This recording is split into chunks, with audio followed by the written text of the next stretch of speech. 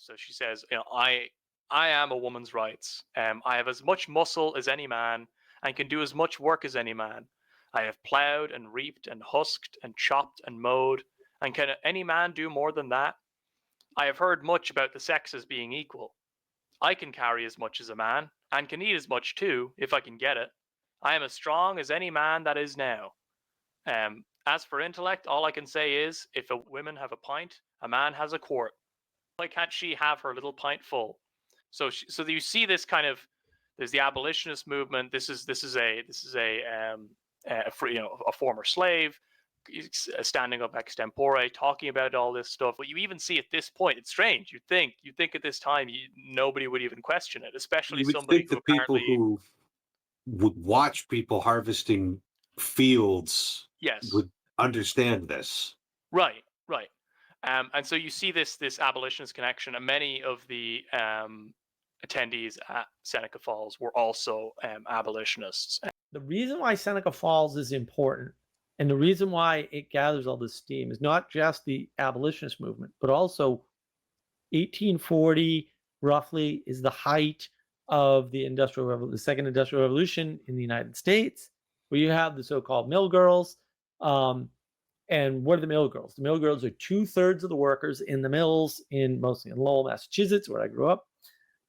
Right. And so what do you have? You have a bunch of single women who aren't in the farm, not at home anymore. And they're single. But if you look into the history, right, very chaste.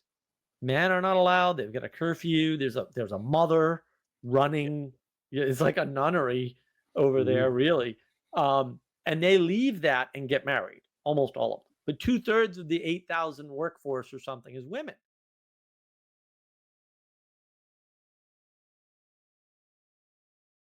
All right. Welcome, everybody. I've got a special treat today. We're going to be talking about the patriarchy and about feminism and why the patriarchy is good. And what we're going to do is we're going to, the three of us, come together to make a case for why feminism is, we'll say, not good. This is wrapped up in a lot of things. We had a lot of research here. We had a lot of hard thought on this. And we have, basically three different perspectives. And this sort of goes into a recent live stream that I did, which is sort of based on all the, some of the work that I did here and some other stuff. And what we're going to do is we're going to give you these three different perspectives. Obviously, we've got a more Catholic perspective here with Father Eric, and then I've got Adam here, my my compatriot in history. So, Adam, why don't you go into what you're going to bring to the table first? Sure. So I guess a lot of what I'm going to be saying here is going to be historical context. I think a kind of preliminary, framing of everything from the kind of origins of feminism in its present form, up to its present form, origins, kind of around the 1800s. And I guess, as it becomes relevant, we can kind of intersperse those more details depending on how they're needed. But I'd say principally kind of do that, and I kind of looking into how we can refer this back to its historical context to understand it more specifically through that lens. Great, yeah, that'll be awesome because you're always awesome with the history stuff. And Father Eric, why don't you tell us what perspective you're bringing to the table? Well, as far as I can tell, patriarchy is actually a biblical doctrine. And so I'm just going to give a little exposition and maybe some helpful framing so that we can have a very clear idea of what we mean by patriarchy in the Bible and what that means when we try and build lives and build institutions and laws that might better reflect Revelation. So, okay. So that's more on how the culture hangs together in terms of the biblical framing of patriarchy. Great. And then, of course, what I'm bringing to the table here is we're going to very explicitly navigate some patterns. And the patterns we're going to navigate specifically are a contrast between, we'll say, a more recent interpretation of terms like feminism, right, and origins, and why that's important and where. So, I mean, I've said this before. I don't know if I've said it on the channel explicitly, but logic, reason, and rationality work great, but the starting point matters a lot. Right? Because the starting point determines the end point if logic is, is something that you're using. That's the thing that gives you the reliability and consistency, right? And sometimes the accuracy and precision, right? But what it doesn't give you is an end result. Right? A logical result is not necessarily a good result, all right? And so it's important to understand where things start and how they unfold and what pattern that's actually following, or set of patterns is that following. So I'm going to try to add contrast around that, having done, a brief overview of most of the historical stuff, along with a bunch of research on what's going on like today. Like I've been engaged with Andrew Wilson's channel a bit, The Crucible, and some of his work in speaking logically with a bunch of women, some of whom identify as feminists and some of whom don't, right?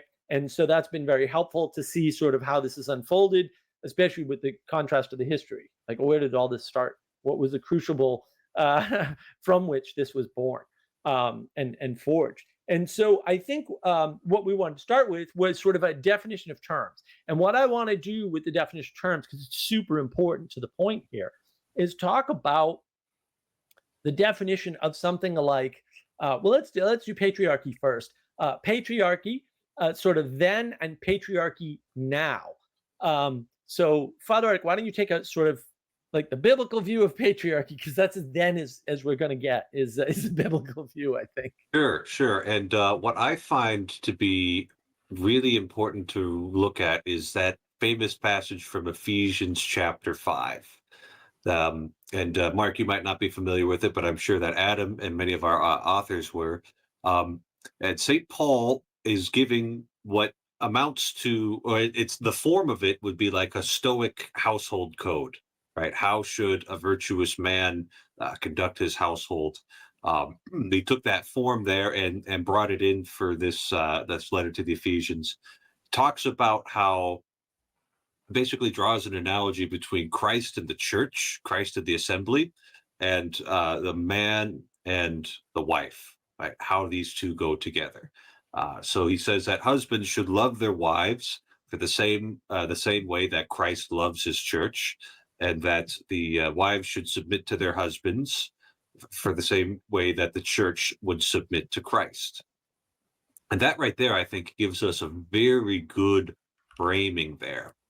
Because when we see Christ in the Bible, we see, among other things, a man who takes the responsibility for everything, right? We could look at the whole sin and the whole mess of the world, right? Christ was not the cause of any of it. He did not sin. He did not create a fallen world. All of that happened without him. And yet, when he sees that it goes awry, he receives mission from his father. He's sent into the world. He takes the sin of the world upon his own shoulders. He suffers and dies for us in the most fitting way, rises again. And so he is taking this responsibility first and foremost. He's receiving this mission. And then he's glorified. And then he ascends into heaven, sits at the right hand of the Father, waits until all things are placed under his feet there. So I think that sequence is actually really important, that you have this responsibility given to you first, and then you receive, we'll say, the honor, the glory, the status, the position, and ultimately the rights in order to carry these things out. When you started off with that responsibility, it looks an awful lot less like tyranny and more like, wow, this person has a lot of work to do. Therefore, we need to make sure that he's got the ability to do this, right? And then another thing that's good to look at when we're looking at the ancient sense of patriarchy was this idea that ultimately everybody has to go through with this on one level or another. Right. So if you're belong to a kingdom, you have to swear fealty to the king, right? Even if you're an important lord, and the king himself is under higher powers, right? So St. Paul would say that all authority comes from God. So it's not like even the emperor in Rome was completely disconnected from any responsibility. He did have all these rights, but that responsibility comes first here. And so what that's I'm talking about, that would be the fractal pattern, right? right? All the way up and down, the self-similar fractal pattern of responsibility right, comes first, and rights are conveyed as the result. And that Mhm. sequence, I agree, is very important. I'm sorry. Go ahead.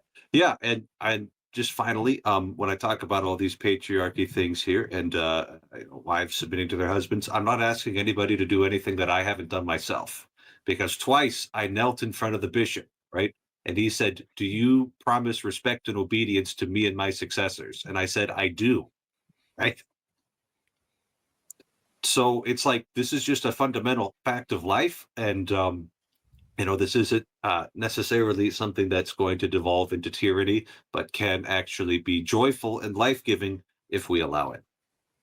Great. Yeah, and I think that's the important part, is that if hierarchy is inevitable and, as Jordan Peterson says, older than trees, which I guess you could disagree, but I don't know how, not on facts anyway, then this is the pattern that needs to be followed with respect to being part of the hierarchy. You don't have to be part of the hierarchy, but then there's a cost to that, right? There's a trade-off in that. And then, Adam, do you have anything to add to sort of the ancient sort of understanding of hierarchy from a historical perspective, maybe a more recent historical perspective? Like maybe we'll say pre English Revolution or something would be or medieval or Sure. something like that, or even Roman or Greek if you want to go that far back. Yeah, I think given the kind of context that we'll be discussing probably later, it's actually probably a half decent idea to go back to the Roman and Greek model, because it's in this way kind of pre-Christian and pre-founding of the church as a visible, um, uh, the visible entity that we kind of would recognize today. And so the ancient Greek and Roman kind of conception of patriarchy as such is kind of summed up in what's called the paterfamilias. So that would be basically the idea that the father, being the head of the household, um, can basically dispose entirely with the slaves. It includes the whole. It's not just the children and the wife. It's actually the slaves, the kind of like the kind of the houses and stuff like that. And he kind of is able to manage that. He would make the decisions of marrying his daughters off, and all of this sort of stuff. This is possibly the kind of in some people's heads, the kind of almost the classical conception of it. It was very there was quite a bit of authority associated with the father, such that he could dispose with anything within the household, and it was taken as a given, as well. This is his right. But to the same degree, the paterfamilias also bore quite a lot of effectively sole legal responsibility for all those under him as well. And so to that degree, in the Roman sense, but also in the Greek sense, because this is covered in Aristotle as well, that the father being the head, or the father and husband being the head, the paterfamilias, he kind of takes that sole responsibility upon him. And to the degree to which that actually is kind of that percolated through society, you saw that image not just of the paterfamilias, but as kind of that percolated all the way up to the emperor, to the consuls. Even in the Roman Republic, you'd have men who would have seen themselves as fathers, not just to their families, but also to the men under them. In fact, one of the titles for Roman senators was, and they address themselves as this, is conscript fathers. And so you see, this concept percolates throughout the entire society, and it's not merely this kind of small thing. In that sense, it does reflect what's later kind of shown in the church, is this: everyone needs to participate in this on some level. Right, and then and I think what's tied up in the term father is exemplification. Yes. Right. So it's and then that is an additional responsibility, right? It's incumbent upon you to show virtues and values, whatever they are for your culture is not really relevant, right? But it's incumbent upon you to show them in a good light, right? To be that way, for them. And I think the problem with, because I want to contrast directly the change over time, right? So we'll jump into sort of how people conceive of and use the word patriarchy now.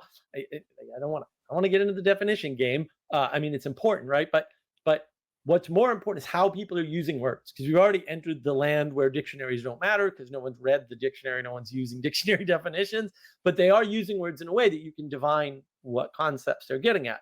And so with the sort of recent use of the word patriarchy, what we see is I've talked about this before, middle out thinking, right? Very sort of flat world sort of idea of patriarchy as just maleness, which is a different problem, right? Like in Greece and Rome rather, not all men were equal. Like not all men were considered fathers, right? They were considered exemplars. You mentioned slaves, right? There's other examples, but boys, you may be male, but and whether or not you get the household is based on your conduct. It's Yes. not, and this is always true throughout history. And yes, there was the eldest inherits sort of thing, but like that's not a universal throughout history, and it's a default position. It's not the common position. It might end up being the common position as the result of having a lot of sons that are more or less equal. There's lots of incidents in history where the youngest inherited or the middle child inherited, right? And in fact, in very recent times, in the Catholic community in particular, right, the eldest son is supposed to be a priest. Well, if you're a priest, you're not inheriting the fortune. Like, I don't know what to tell you. So this idea that it was that way, or it's always been that way, or that way, is nonsense. But we have that because we've compressed history, right, down to a simple rule that we can remember, and that was the law. And if we just change sort of that law, everything will change. And patriarchy, it gets wrapped up in that way of thinking. And so some of the sort of, and I did, I did use a little AI for this only because AI is a good research tool. It's a good search engine. And it does have a reflection, we'll say, of usage patterns rather than dictionary patterns. Not that it doesn't also use the dictionary, but it has more usage patterns, right? So this idea of male authority, right? Patriarchy is not male authority because it's not universal to all males. Right? So that's right now, that's what we think of. Oh, it's male authority, as though all males have authority. That's just not the way the world is now, even. And it's wrapped up in this idea of gender roles. Well, genders are different. Why would their roles be the same? Right? It's a trick. It's a trick. Like, there are gender roles. No kidding.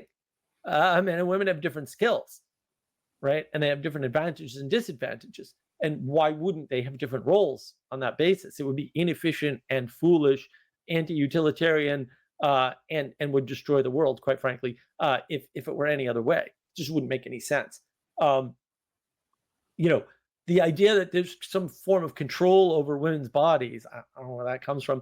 I mean, the role of a responsible person, male or female, is to some extent to exert control over other people, right? Because people ask you for advice. What one piece of advice, should I get a tattoo? Right? It can be the mom saying no.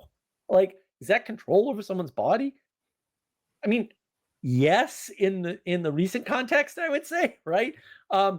Why is that bad? Should I get a piercing? Piercings are dangerous. You get infections. Like, they're also bad. Like, what are you doing, right? So, you're just sort of confusing things at that point, because standard advice, not being what you want, can be seen to be control. I don't know why we use it that way, but we tend to. And it's wrapped up in this idea of inequality. Well, again, we're not supposed to be equal. We're clearly not. I don't know if you've seen women. It's like the average woman is not equal to the average man, like for better or for worse. Women have lots of advantages. Why you'd want to lower them to the standard of men, I have no idea. I mean, you could do that if you want, I guess, but I don't know why that's a problem. And it's tied up in the idea of oppression, because patriarchy in recent times has been very much defined in opposition, right, to the feminist ideal. And that's been the problem. Like, it's an identification against, right? And it's not an identification for. I think that's wrapped up in what you were saying, Father Eric, around, patriarchy as responsibility first, which then is conveyed rights. that's a whole different way of thinking about and approaching the issue. And then let's go into sort of the definition of feminism. What you got for us, Father? I mean, this is a preliminary term, but the way it seems to be used, as far as I could tell, is that feminism means that men are fundamentally oppressive in their relationship to women. Okay, so your thesis here is that this is not a term that's available to us biblically, right? Right. I mean, as far And as I can tell, this didn't really exist before about the 18th century. okay, so I mean, so there could be things I missed, but it doesn't have widespread but it's not. traction even No, no, until it the doesn't. 20th It's century. not it's not in the Bible is what we're saying. So we Right. can't do a one-to-one comparison between ancient definition of patriarchy and ancient definition of feminism. And now that's fair. Like you can leave it there, right? If that's your thesis. And then we'll ask Adam. Adam, what do we got? You're the history guy. You tell us where this feminism term comes from and how recent it may or may not be. Yeah, so I mean the kind of, yeah, feminism really as a term, and really as a concept, I would say, is very, very new, and has its origins around the time of, interestingly, for those who've listened to the history videos, around the time of the French Revolution. And it the characters involved, one of the main characters, to give a kind of biography or small biography, is a woman by the name of Mary Wollstonecraft, who is an English aristocrat. And you'll notice as well, of course, is that part of the French Revolution was actually inspired by the English Revolution. So I think it's quite fitting that this woman, Mary Wollstonecraft, actually ends up in the middle of the French Revolution. She visits Paris just after the Jacobins take over, and she meets this, I believe he's an American man over there. It's also interesting to note as well the childhood history of Mary Wollstonecraft is that she grew up in a household where her father was a drunkard and was abusive to her and her sisters. And then she kind of she would try and defend her sisters in this way. Now, one of the ways in which she ended up trying to defend one of her sisters was basically she convinced her to leave her husband and her child, which, as far as I'm aware, the husband had done no wrong. This wasn't her father who was the abusive drunk. She was just, convinced her sister to abandon her. Her duties as a wife, which she would later come on to advocate for basically the abolition of marriage as such. And this is a very strange kind of viewpoint to have within the context of the time. Even some of the stuff she would later do in her life, for instance, having children out of wedlock. Even her compatriots, her kind of feminist, you could say, or proto-feminist compatriots, disassociated with her on account of that. Which Right. gives you a kind of view of the morals of society, even among the radicals of the time, um, of that time period. Now, back to the French Revolution and where Mary Wollstonecraft ends up meeting this American man. She is witness to actually many of the events, the beheading of Marie Antoinette, and these things kind of affect her somewhat, in the sense that she doesn't. On one sense, she seems to be on board, but on another, she's not so quite on board. In any case, things become unsafe for foreigners in Paris around that time, once the Jacobins take over, and she basically has a child with this man. Imlay is his name, the American merchant, and basically shows a sham marriage. So the man, Imlay, saves her from the guillotine, and because he says basically, oh, she's my wife. They had never been married, but this was what they conceived as being, the kind of way to keep her from the guillotine, effectively. And then Wollstonecraft goes on to kind of have a sort of very tumultuous, let's say, romance with this man. And it's interesting to note that she, of her own volition, recognizes that it was this man who sparked her interest in sex, or sex relations, effectively, right? So the Right. relations between men and women. Um, And so there were multiple occasions in which they effectively, and it was the man who left her saying, okay, look, this is all well and good, but I'm going to leave you now. And she followed him. And there were multiple occasions in which, this woman attempted to commit suicide because the man was not kind of accepting her effectively as his wife effectively. And so you kind of have this interesting sort of milieu from which this Wollstonecraft comes out of. There's additional details. She in terms of marriage, one of the principal reasons why she opposes marriage is because it in her view creates a artificial dependence of women upon men, and that she would prefer that women would be independent, actually. And it's quite interesting in the case of her later husband. They never lived in the same, they never shared a bed, they never lived in the same house, they had different apartments. And the reason given for this was that they could both maintain their independence. Right. And so this is the kind of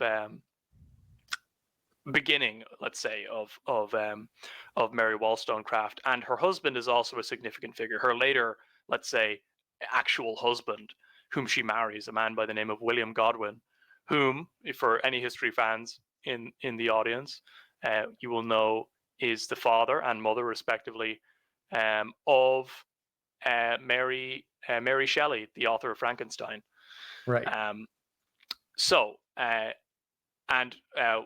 It's important to note that Godwin is an anarchist. He also does not believe in marriage, and he is effectively, for the time, a swinger, a free love sort of guy. There's no he has no qualms in sleeping around. He believes that private property is basically a sham and that people shouldn't actually be able to own property, Right. which is very interesting.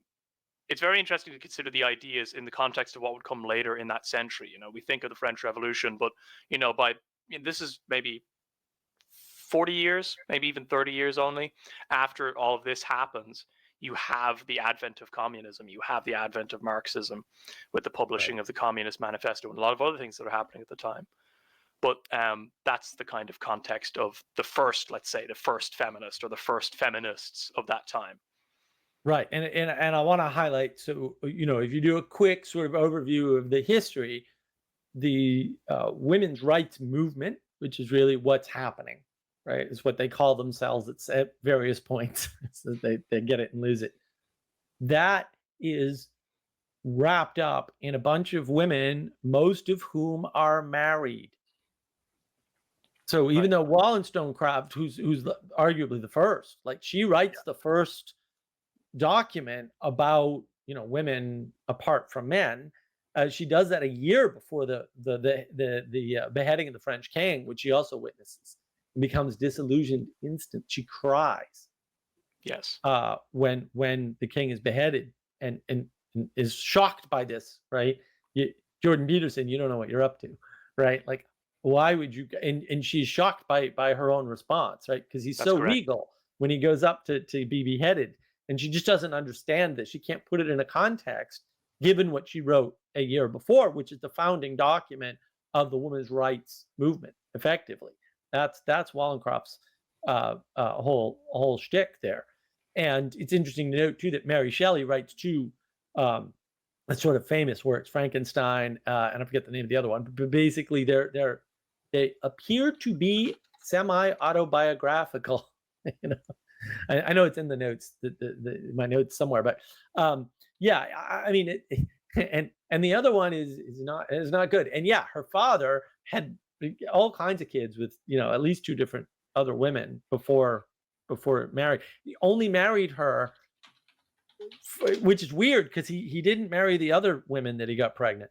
He only married her for the sake of the child, which is very strange. He picked that one? Like, what about all the other women you got pregnant, right? But then you see later on in the larger historical context, even like Elizabeth Cady Stanton and Susan B. Anthony, there's a lot of division in ideas in terms of what this movement is representing, because there are dissidents who are like, no, marriage bad, but most of them are marriage good. And even Wollstonecraft appears to be sort of, okay with Rousseau's sort of outline, which is very biblical sounding in terms of the nature of women and what they should do. It's extremely biblical. And maybe it's the only thing that Rousseau said that was actually correct. I don't know. So most of what Rousseau says is complete garbage. But actually, his thoughts on women are like, well, he's not too far off from what came before him, effectively, right? From the way it always was before that. And so it's very hard to pin down like the feminine ethos from even the later time, which we're definitely going to get into, which is Seneca Falls Convention, right? This is sort of wave number 2, just before it gets violent, by the way. Just a little teaser there. The feminist movement gets very violent.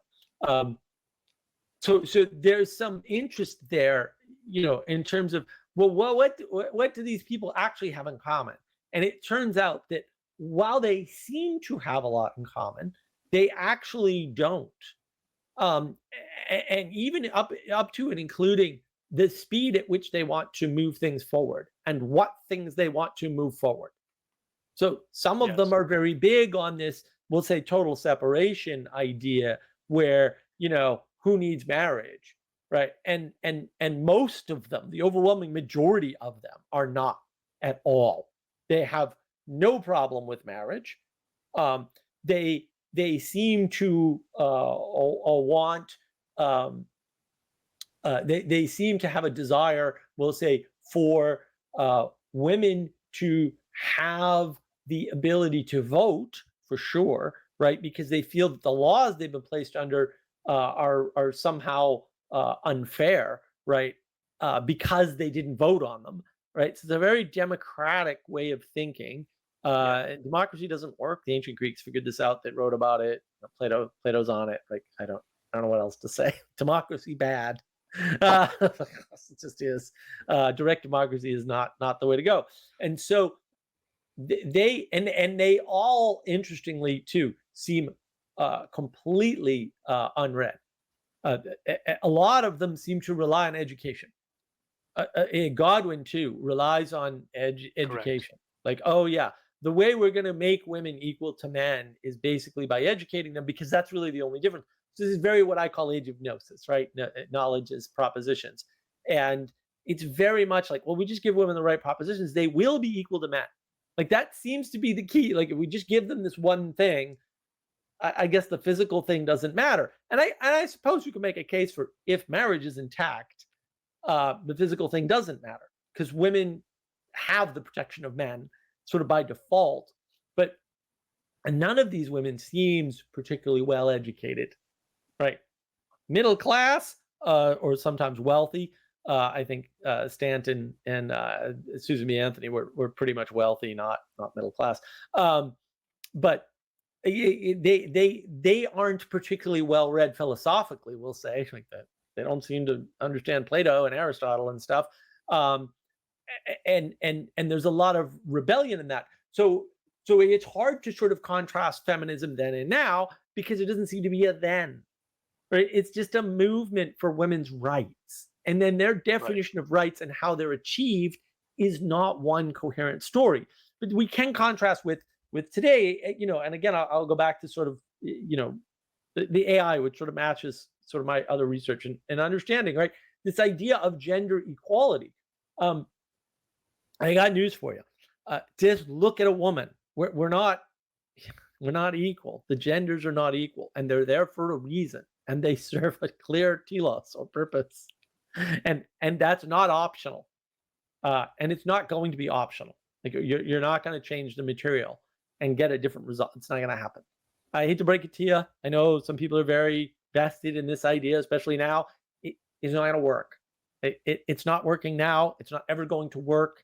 It can't work, can't be made to work. And if you did make it to work, you destroy evolution. And since I'm kind of a fan, I'd prefer you not destroy evolution. This idea of challenging the patriarchy. And so what is challenging the patriarchy? Well, you have a thing called the patriarchy, which, up until this point really is sort of the biblical definition that Father Eric pointed out earlier, right? And it's a challenge to that.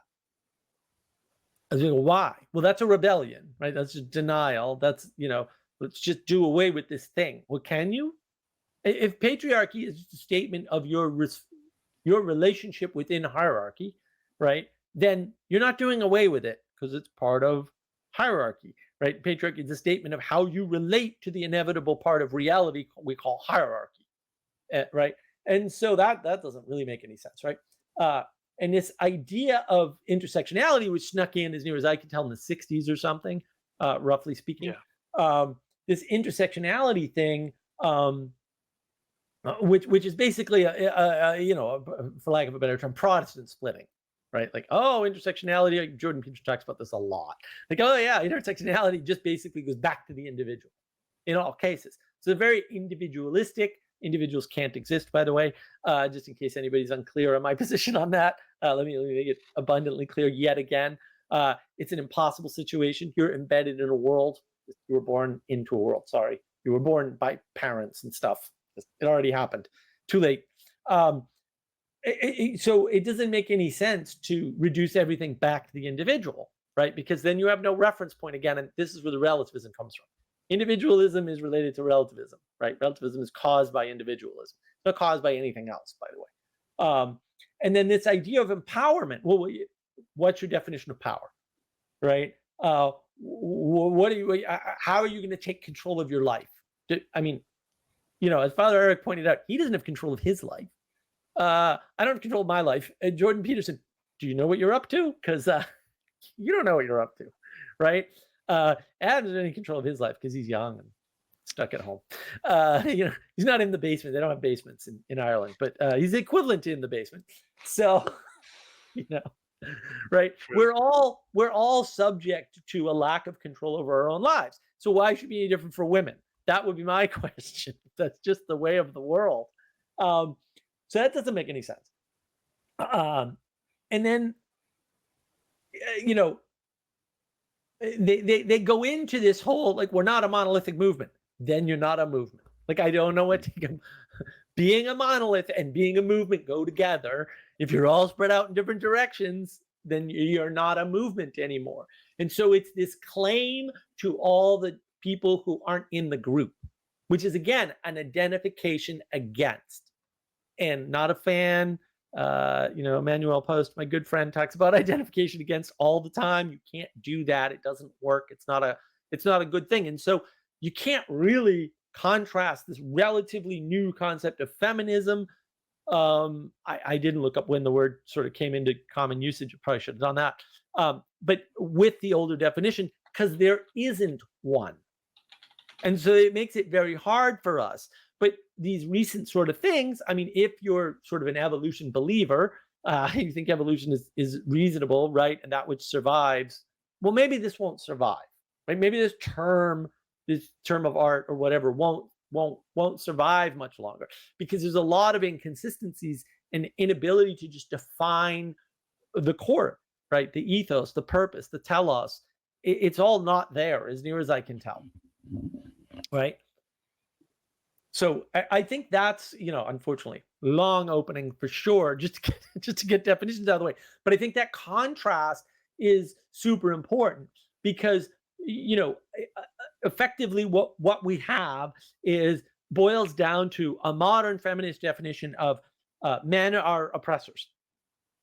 And they're the only reason why women aren't succeeding. I'm like, okay, yeah, women comparing themselves to other women apparently isn't a thing in the feminist ethos, right? Whereas patriarchy, as sort of, we'll say, a modern resurging definition, is coming back to men should take responsibility for the world, right? And particularly by taking responsibility for their families, and maybe other things, right? Because maybe they don't have families. Father Eric, Adam, right? Like maybe they don't have households yet, right? Either, and so they can't take responsibility for those things. But the idea of taking the responsibility for it, right? Setting the boundaries, right? This idea that the man sort of builds the house and the woman makes it a home, right? And having that as being an ideal towards which we should be striving. Right. That's certainly we can, Adam can certainly strive towards that. And insofar as I embody it spiritually, I can strive towards that. Right. Right. Well, you're acting it out. You have a bigger family in some sense, which is your parish, roughly speaking, right? That you're taking care of in a way, because even as a priest, you're not taking care of your parish in the way you were. I mean, how long has it been since you got promoted there? So you 4 were doing years different about. things, Yeah, right? yeah. But you were doing different things before, right? Mhm, And now you're mhm, the bishop's secretary, so everything's changed in terms of how you're acting out your patriarchal responsibility. Uh, mhm, mhm, right? And that changes throughout our life. And there's nothing wrong with that. Right? Our responsibilities change as the world changes around us, as we change and grow as people, right? And so let's sort of go into why don't you give us sort of a historical overview? I know you sort of dived into it a little bit away, Adam, but the historical overview of this women's rights movement. I don't want to Right. call it feminism at this point because it really Yeah. doesn't emerge that way. No, feminism comes later in the 19th century, closer to the turn Okay. of that century. So, but before then, yeah, the kind of it's called the women's movement or the women's rights movement, and the real pivotal point for all the energy, we can kind of see its origins with Wollstonecraft. Kind of it really explodes, as it were, in the year 1848. Now it's worth noting there's a lot more happening in the world in 1848. 1848 is a big year. Mm. In continental Europe, there's basically a widespread um, upheaval for revolutionary sentiment. So Austria, France has it as well. Italy, and maybe not, they didn't come out in revolutions. Germany, well, Germany's not even a country at this point, right? But actually, the revolutionary mindset that would produce the modern state of Germany was getting moving as well. Um, even countries that didn't have, let's say, open revolutions, Spain, Portugal, England, have these big, generally kind of they're you could just describe them broadly as democratic, but mostly it's inspired by the French Revolution, this liberté, égalité, fraternité, and trying to bring that about. Another interesting thing is that is also the same year in which the Communist Manifesto is published. So Marx publishes his Communist Manifesto, workers of the world unite. And in that same year, there is a convention put on in Seneca Falls in the US um, by Elizabeth Cady Stanton and many other prominent, let's say, women's rights advocates of the time. Another one being Frederick Douglass, actually. So there's a Right. dovetailing with the abolitionist movement in America at the time as well. And so Right. this is if you want a kind of origin for modern feminism, that it all generally points back to that.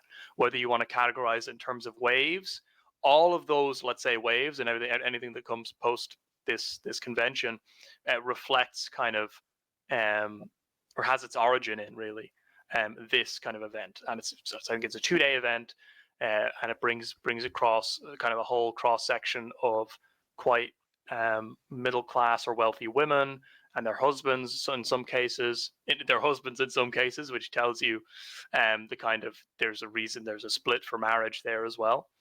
And so they publish there's one main document that comes out of this that is of kind of great note. It's called the Declaration of Sentiments, and it models itself, more importantly, given the American context, the Bill of Rights. So Right. The Declaration of Independence. additionally, yes, the Bill of Rights Yeah. and the Declaration of It's Independence. it's it's a blending of both. I mean, I think that like if you even just look this up, like they just steal a bunch of verbiage. True.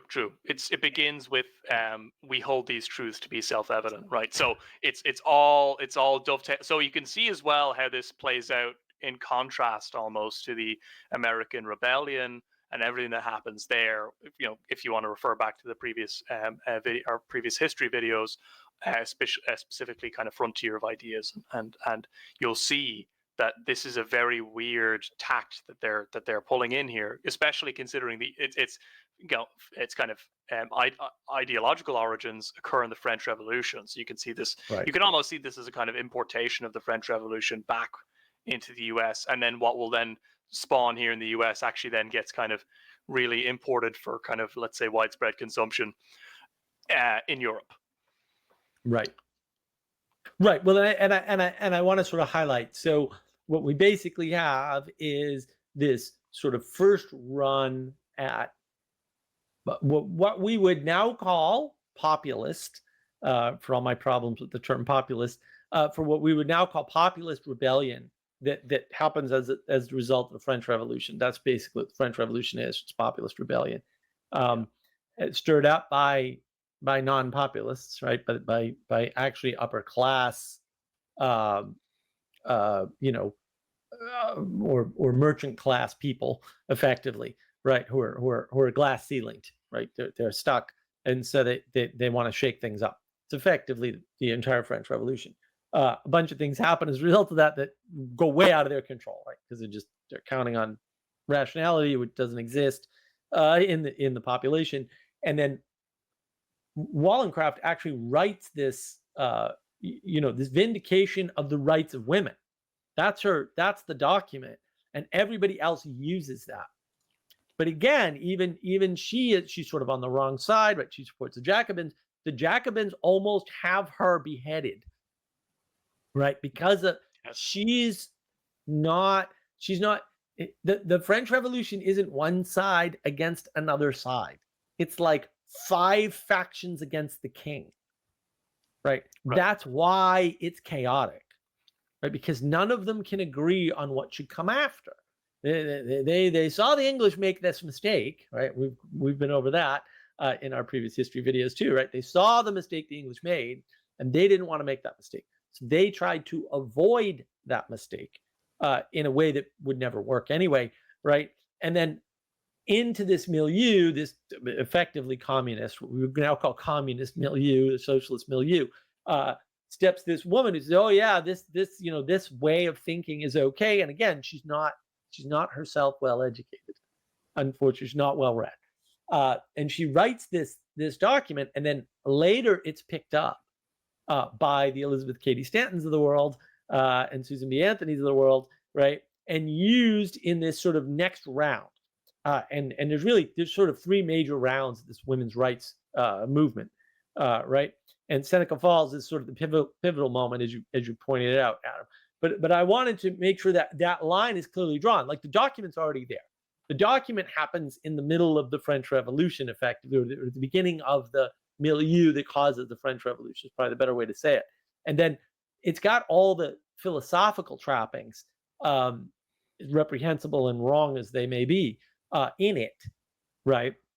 Only it's purpose built.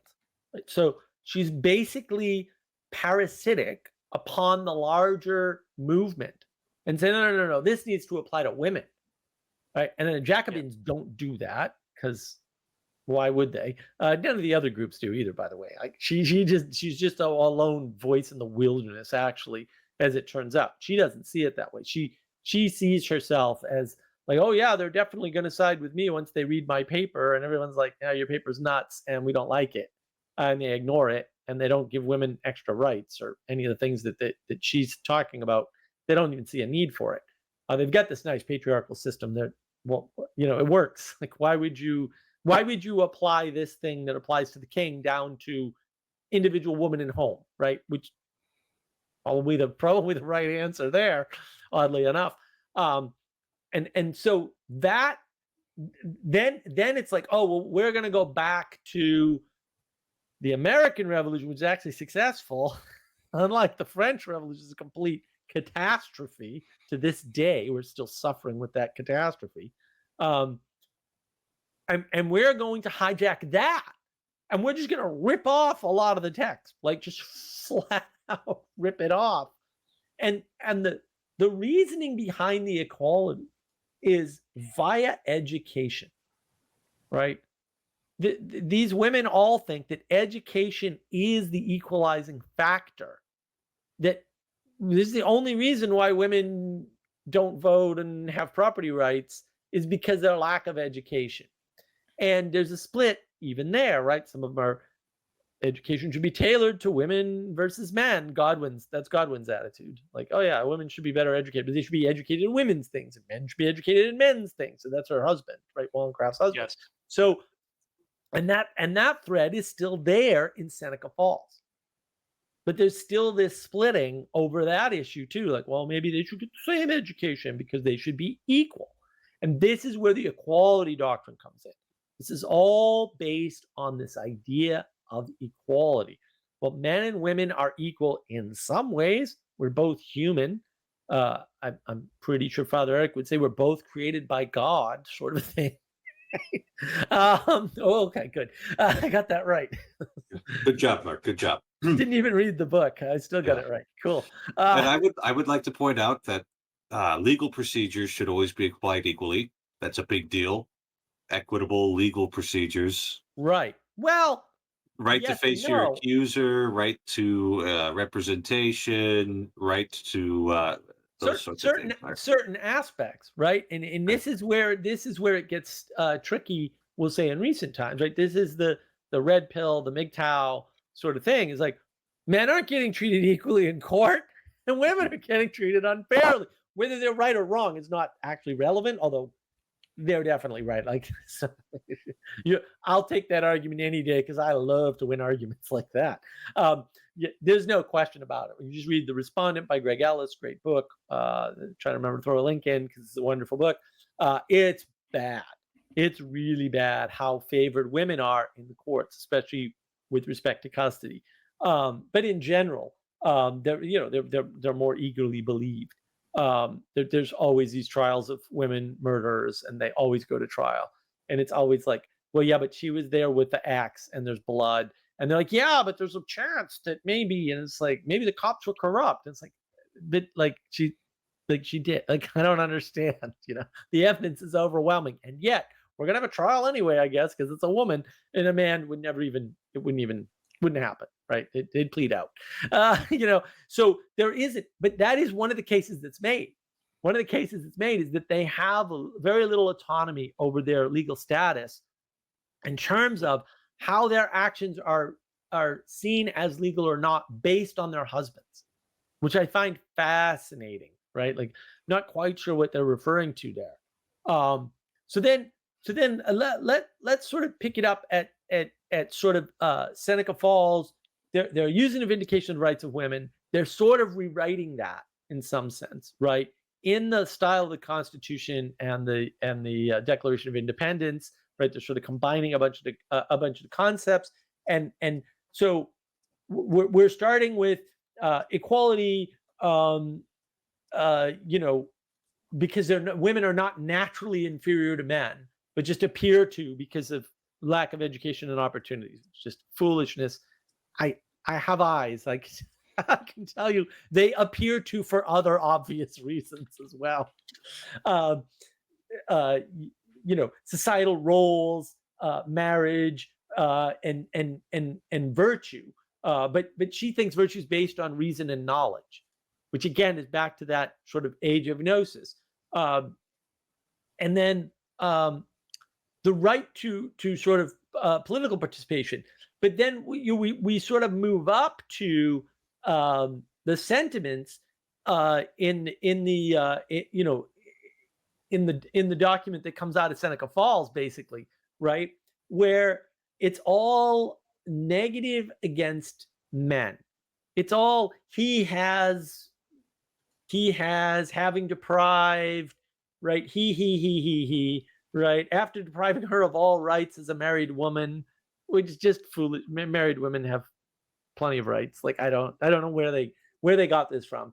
Right? He has monopolized all profitable employments. Like, I just complete and utter ahistorical nonsense that makes no historical sense whatsoever. This document is just full of that. Whereas, the original document is not quite so bad. It's still completely wrong, but it's not this obviously antagonistic. I mean, these sentiments are they're just, men are bad, like all of them. They explicitly, they're not even close. So talk to us about that, Adam, and also sort of wrap up like these women are very much Elizabeth Cady Stanton's married to an abolitionist. Yes, there's a big overlap between the abolitionist movement and what is this beginning feminist movement. There's actually a couple things I can say And the on that. Quakers. Well, Don't and the forget the Quakers, the Quakers. Society of Friends as well, because they are, of course, if you want to talk abolitionist movement, you have to talk about the Quakers, because they're if you want the origin of the abolitionist movement as a religious sect. So, in terms of kind of the abolitionist connection. Well, first, one thing on the kind of what they're saying in the Declaration of Sentiments, just to give a brief overview in terms of the context of history as well. One of the things that they are talking about is actually this kind of women in the workplace sort of thing, and it's worth noting, like at this stage in history, um, this idea that women would need to, go out and earn money on their own, outside the home, away from their families, is again very novel. Another thing they go over is actually relating to the church, is ecclesial kind of they attack what is effectively ecclesial patriarchy. So what you get out of this Declaration of Sentiments soon after is like this kind of um, phenomenon of called women ministers, right? So this is largely a Protestant nation at this point. So they call themselves women ministers. Um, Later on, we'll get to what's called the Woman's Bible. That's kind of wrapped up in suffrage later on. But you see the beginning of this, because they say no, women can't be, effectively women can't be priests, and so this is another injustice. Mm. And so you see this a couple of different things that are being hearkened to that effectively have no kind of historical basis, in the sense of like, well, like priests of, Christian priests, Catholic priests have always been men.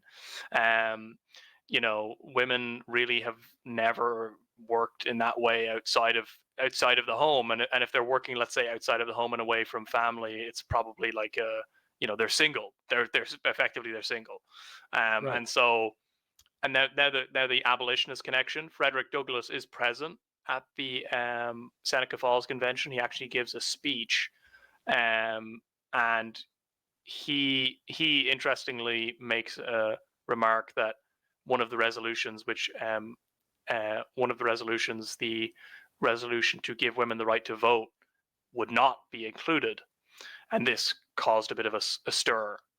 And then the abolitionist connection, I'll actually give you an example of how this permeated. Like, there was so much cross pollination between these two movements. There's a particular abolitionist called Sojourner Truth. Now, I'm not sure whether that's how it's pronounced or whether it's pronounced in a more French way. So this woman was basically a former slave who escaped to New York when she was very young. And there's some famous extempore speech she gives called Ain't I a Woman? And one of the things she says straight out of the gate, referring back to this idea of there's this natural equality between men and women, that somehow, the average man, or take a man out of a crowd and put him against a woman, somehow they're able to perform the same physical tasks, let's say in terms of like hard labor. So this is what Sojourner said, as recorded by a man who's present at the speech. So she says, I am a woman's rights. I have as much muscle as any man, and can do as much work as any man. I have plowed and reaped and husked and chopped and mowed, and can any man do more than that? I have heard much about the sexes being equal. I can carry as much as a man, and can eat as much too, if I can get it. I am as strong as any man that is now. As for intellect, all I can say is, if women have a pint, a man has a quart. Why can't she have her little pint full? So you see this kind of, and she then goes on to refer to the Bible. So I've heard the Bible and I've learned that Eve caused man to sin. Well, if woman upset the world, do give her a chance to set it right side up again. The lady has spoken about Jesus, how he never spurned a woman from him, and she was right. So you see this kind of, there's the abolitionist movement. This is a former slave standing up extempore, talking about all this stuff, and it's the same kind of really if you have eyes to see it, it's like, you can see these videos of guys who are like, middling athletes in their sports, and they go into the women's competitions just as a kind of playful thing. Like and they beat the women straight out of the gate, and that's just because of the kind of physical, the physical natural differences between men and women. But you even see at this point, it's strange. You think at this time nobody would even question it, especially You would somebody think who the people apparently, who would watch people harvesting fields yes, would understand this. right, right. And so you see this abolitionist connection, and many of the attendees at Seneca Falls were also abolitionists. I believe it's not Elizabeth Cady Stanton; it's her compatriot. The name is eluding me now. Susan B. Anthony. She is also an abolitionist, as far as I'm aware. Right. And Yeah, I think so. Yeah. yeah, and it also dovetails with the women's husbands. So a lot of these women are married, so their husbands will generally be abolitionists as well. There's also a kind of strange racial aspect to some of the women there. So there's a statement made by not Frederick Douglass, but one of the women there, which is basically saying that the rights of the slaves, the former slaves, need to be kind of upheld as a way to basically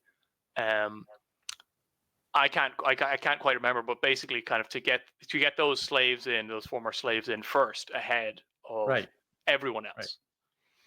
Right. Yeah. There's the religious component. Also, I think it's important to recognize the reason why Seneca Falls is important, and the reason why it gathers all this steam, is not just the abolitionist movement, but also 1840 roughly is the height of the the second industrial revolution in the United States, where you have the so-called mill girls.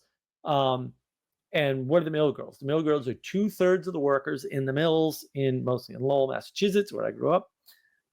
Right. And so what do you have? You have a bunch of single women who aren't in the farm, not at home anymore. And they're single. But if you look into the history, right, very chaste. Men are not allowed. They've got a curfew. There's a mother running. It's like a nunnery over there, really. And they leave that and get married, almost all of them. But 2/3 of the 8,000 workforce or something is women. And so you have this, what I would call relatively new phenomena of women in industry. I mean, it's the second industrial revolution. You can't say it's not industry, right? Like, it is the beginning of industry, total beginning of industry in the United States. And then into this, again, milieu of what's going on in the United States 9 years, 48, 8 years later. Yeah, 1848, yeah. After the sort of height of this mill girls phenomena, you have them talking about this. So in a way, it's disingenuous because the women are working. Like, what are you talking about? In fact, most of the workers in the mills are women. It doesn't even make any sense. Most of the industrial workers in the United States are women at this point. So I don't know where they're getting this from. This is more crazy lies from these people who started this women's rights movement. It's just lies. They're flat out lies. It's just ahistorical garbage. That's not what was happening. What are you talking about? For better or for worse, like, although the original mill girl system was excellent, as far as I can tell, it was really excellent. It got corrupted later. Fair. Then they let the Irish in. I don't want to go into that. We're not here for that. But that's actually really important to know. Like, the things they're talking about aren't happening where they're having the conference. So I don't know where they're getting this from to some extent, because women are working. Women are the bulk of the industrial workforce of the United States at the time this conference is happening. So this really doesn't make any sense at some point. Some aspects of it, other aspects of it, make perfect sense. But because the sentiments are phrased as sort of negative statements about, we'll say, the evils of men,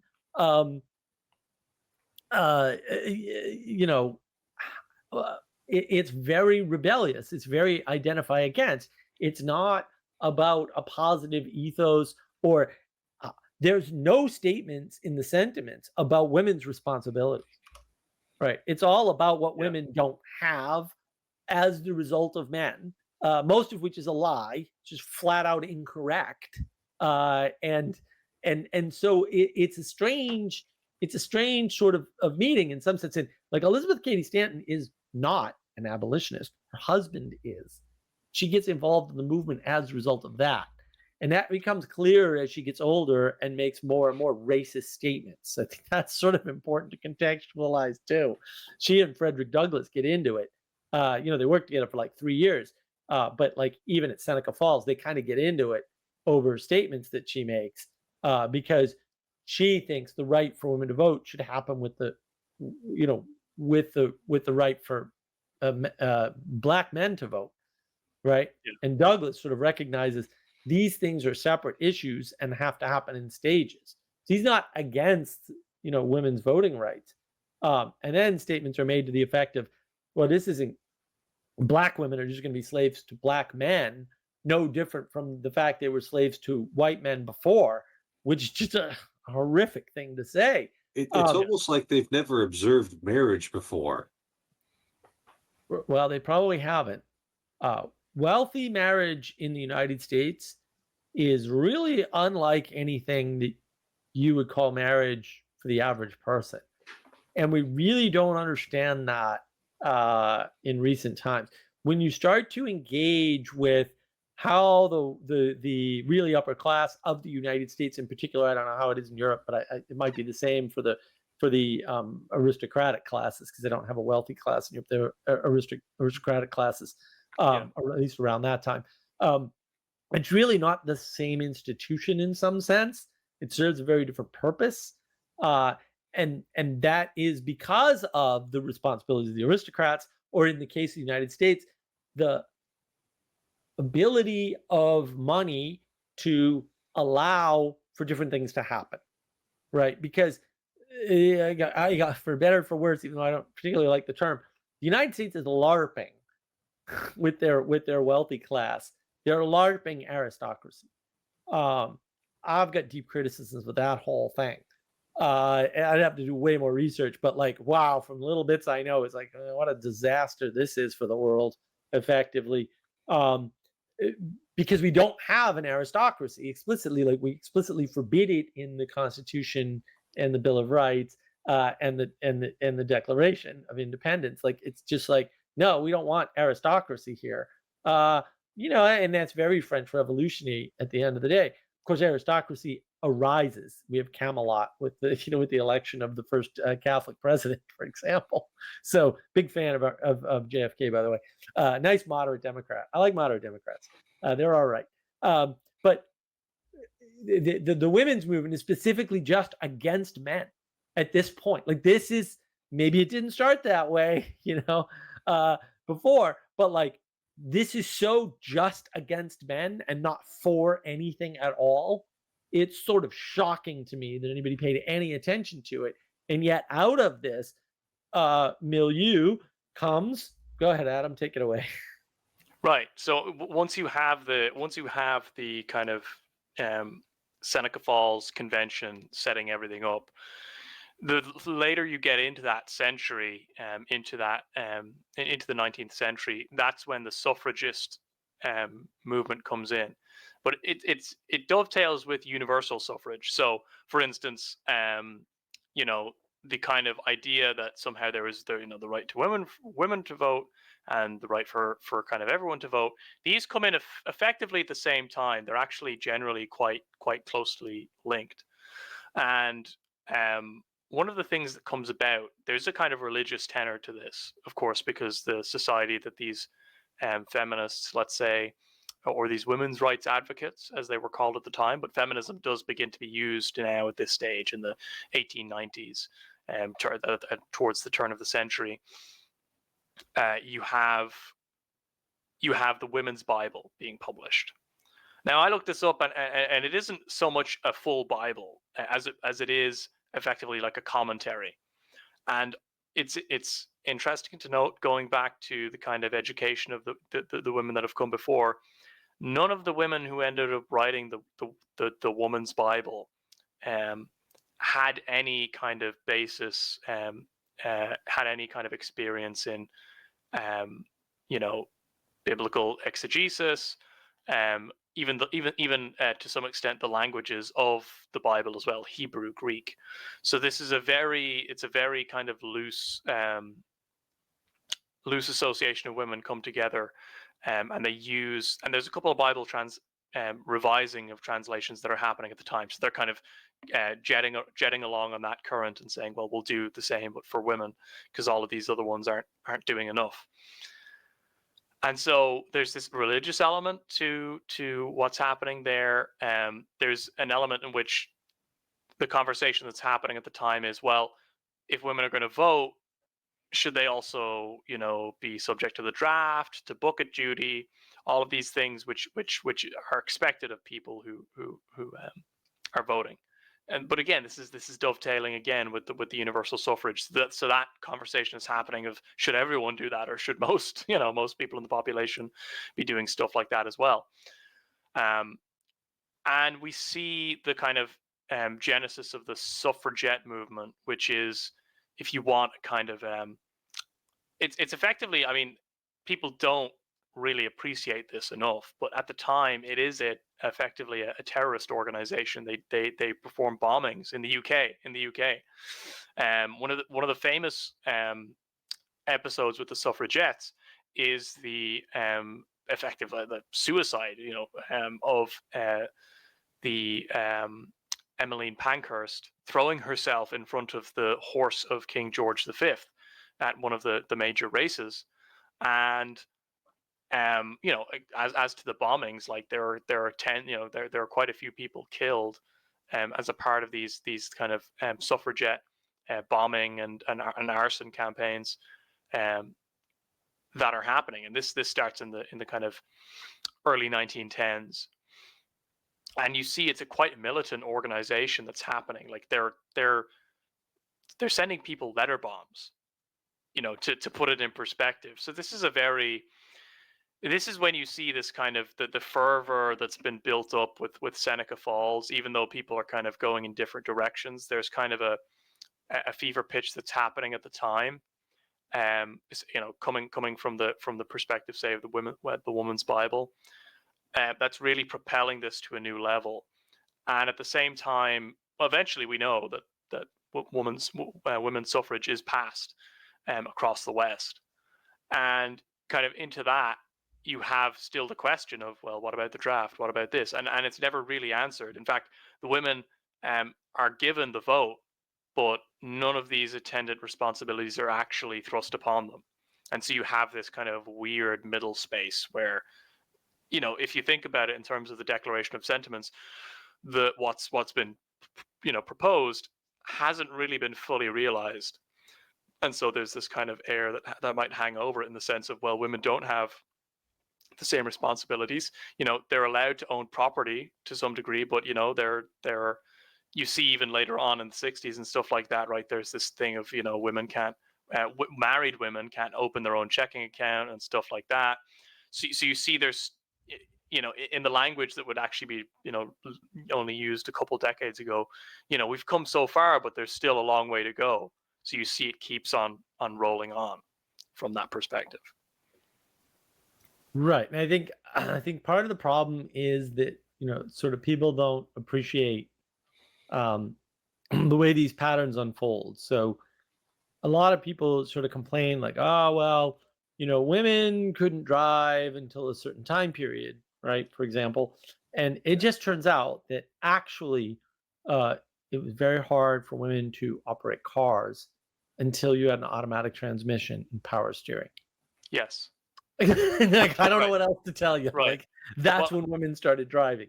So yeah, the idea of law sort of setting the standard, don't try to do this, it's not good for you, is discounted.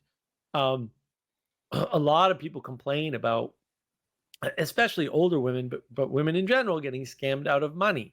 Well, when they have control of the checkbook, until that's a thing that they are, to be fair, educated in doing, running household finances, it is a danger to give them access to these things, because if you give and this is very much the lesson that we get from the Civil War in the United States, is that you can free people, but then what did they do? And if they are not prepared to do the things that they need to do, bad things happen, right? Post-Civil War, lots of bad things happen as a result of the Civil War. They were all warned about by the people persecuting the Civil War, right? They were like, well, we can go down there and we can whap the South and free the slaves, but we're going to end up with a big problem as a result of that, because you can't just give people land and they'll prosper. Like, that's not how that works. It's not how the founding of the country worked either, by the way. So it just turns out that, like, you can't just do that. But feminism is piggybacking off of that whole thing without sort of recognizing the downside to this, unfettered freedom thing. And it's like, well, we could sort of give you access to the law, but now we got to put women to death. And that was sort of like extraordinarily rare before these movements. It wasn't really, something that people wanted to do, and so generally wouldn't happen. Women wouldn't even go up on charges for a lot of things that men would get instantly put in the stocks for. Not that it didn't ever happen, but like disproportionate, very disproportionate, still disproportionate to this day, right? Like most murderers or most people in prison for murder are men. And a lot of women who probably did it, Lizzie Borden comes to mind, just from Massachusetts. They kind of get off. They slide. They skate because of their reproductive potential. Right? Women are potential, and you don't want to ruin potential. And guys are kind of replaceable, and that's why we throw them into wars and stuff. Because like whatever, man, they're a dime a dozen. We'll have more of them. They're not precious. Right? At the end of the day. And so this pattern of, we're not fairly treated, but are you being treated better by being limited in what you can do or what you need to pay attention to? Like maybe you shouldn't be paying attention to politics, or maybe you should be paying attention to it in the way that men do. Because one of the early arguments, right up until I think the early 1900s, if I remember, it's Dr. Lantern Jack sort of talked about this in one of his things. He said, yeah, the early arguments were always, if women are allowed to vote, women get 2 votes, because women really do control the way men vote.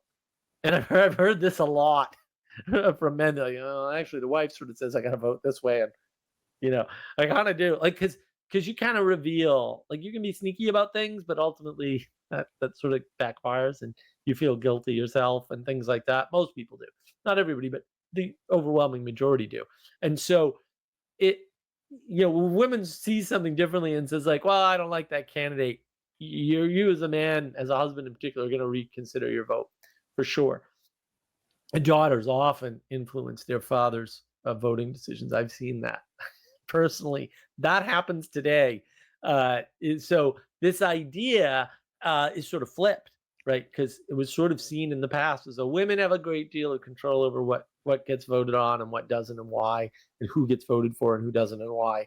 And so these sorts of ideas, like I said, with the working thing, nonsense. Most industrial workers were women when Seneca Falls happened. I mean, it's just garbage. It's just a flat out lie. And people don't realize, born of a lie, parasitic upon other freedom movements that have nothing to do with women, with people who don't necessarily even agree. I mean, although Frederick Douglass seemed to be a universalist and did agree, and a lot of this is tied up in religion, and no one talks about that. No one. It's not a denial of religion for most of them, although for some of them it is. It's a change in how religion is done. It's a change in the system that is likely, although Father, you're the expert here, anti-biblical, right?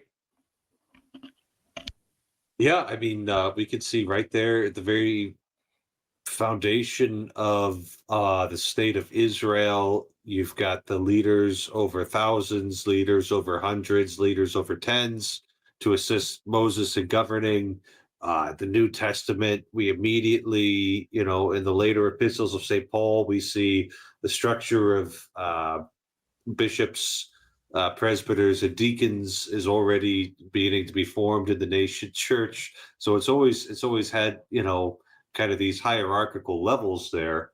And as the structure grows, the hierarchy has to grow in order to accommodate it.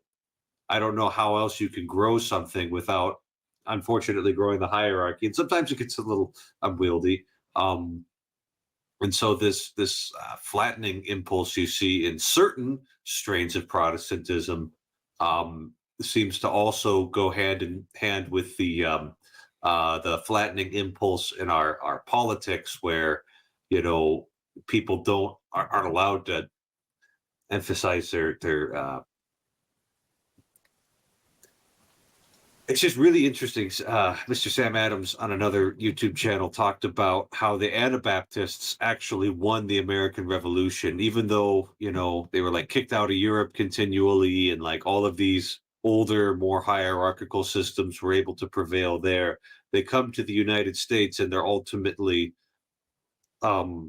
equal in they're ultimately victorious in their ideas and equality in their successful implementation, and we'll say continual implementation into the American system there. Mm-hmm. And we're talking, Anabaptists, Quakers, the radical Reformation, not the more conventional magisterial Reformation you get with the Calvinists, the Lutherans, the Anglicans, where those are more, structurally, they just look more similar to Catholicism. They've even got bishops and elders Right. and such. They're not as flat as the radicals are. Right. And I think that pattern of flattening, one way to look at equality, which I think people don't do, but probably should, is a bringing down. You're taking what's higher and bringing it down. And so you're squishing the hierarchy by removing the top or lowering the top. But when you do that, you also remove preciousness. You remove value, you remove virtue, right? You lower those things and you, what we'll say, try to make them more accessible to everybody. But the bottom line is it's just not as accessible to some as they are to others. And the thing about hierarchy is the responsibility for the hierarchy at the top is patriarchal, because men can handle larger groups of things, right? Women have to pay very specific attention to individuals. Men can manage 100 men, no problem. Women have a much harder time managing 100, even women, right? 100 people. Like, men have no problem managing 100 people. It's really not that big a deal for them, most of them, generally, right? But women really want to give individual care and comfort. And so their role in the hierarchy has to be to hold up the bottom and make it very, very stable on an individual level, because basically men are dumb and they don't care and they won't be able to do it. Like, at the end of the day, there's a bunch of stuff we can't do, and that's it. And actually that stuff is important too, right? It's not less important or more important. It's important too. That's why men and women need each other, right? That's why if we were equal, that would suck, because there's a bunch of stuff I need, there's a bunch of stuff they need. And if we're equal, we can't give those things that we lack. We can't get them, and we can't give the things that we have that the others lack. We can't do it if we're equal. This equality thing sounds like a bad deal all around. Like, I don't know why people are screaming for it, but it's always this drawing down of things. It's never a lifting up.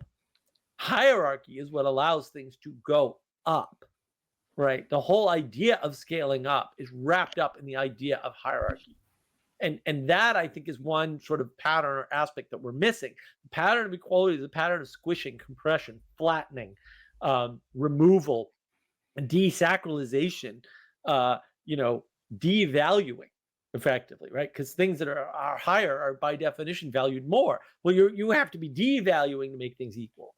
Right. I mean, this is exemplified in the excellent short story Harrison Bergeron, right, which is Kurt Vonnegut's story. It's right there, right? You can't make people better in that way, but you can make them worse. You can drag them down. That's why the Declaration of Sentiments that comes out of Seneca Falls is all he's bad because of this and he does that and he did this to us, right? It's all like how we're oppressed and has nothing to do with making the world a better place, for example. Like, and none of it talks about things are going to be better when, because that would be a better pattern to follow. Why would make me a positive case, right? Not a this happened to us and therefore case, right? Because that's all identification against. And so, I like that you pointed out, Adam, the suffragette movement, quickly turns violent. There's fires and bombings and all kinds of bad things are happening. It's the other thing too. These are very political movements in nature, right? They're not about, we'll say, a fundamental change in society. They're about a fundamental change in legal status or political status. Politics is, of course, tied up in law and voting. It's not really tied up in much else, by the way, but it's definitely tied up in law and voting. And the fewer things you make political, the better, by the way, because that's a flattening. And so it's very much still tied to the French Revolution of we don't like the way governance works, right? Not we don't like the way the family operates, right? They don't talk about that. They talk about everything in terms of governance and oppression, which is, again, all very negative framing. It's always a tell, this negative framing. So what sort of happens, Adam, if like after the suffragettes and the violence, particularly in England, what's sort of the development from there? So we've gone now. Note, and again, Adam's mentioned it a couple times. Adam and I have excellent talks on history, right? And what do we cover?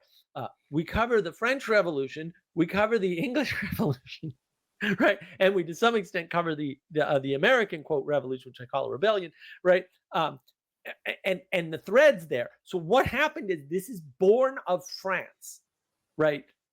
Yeah. And England. As a result of the English Revolution, which was first the beheading of the king there, and then continued, right, the beheading of the king there, and then jumps back over to the United States, and then the suffragettes jump back over again to England, right? And then what happens from there, Adam? If you have a little more context on that.